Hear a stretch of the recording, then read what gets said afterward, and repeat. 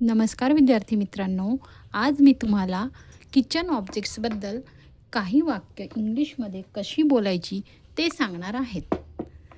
कधीकधी शाळांमध्ये प्रोजेक्ट्स असतात किंवा काही स्पर्धा असतात आणि त्यामध्ये मुलांना जनरली UKG LKGच्या मुलांना एखादा टॉपिक दिला जातो आणि त्यावर 4 ते 5 सेंटेन्स इंग्लिशमधून बोलायला सांगितले जातात.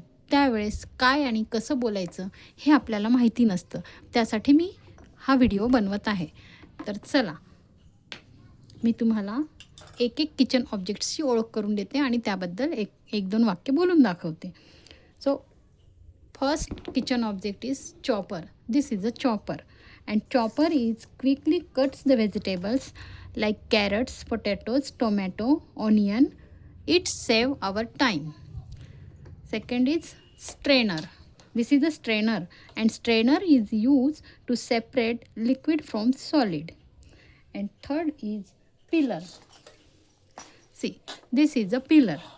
Peeler removes the skin from fruits and vegetables. Then spatula.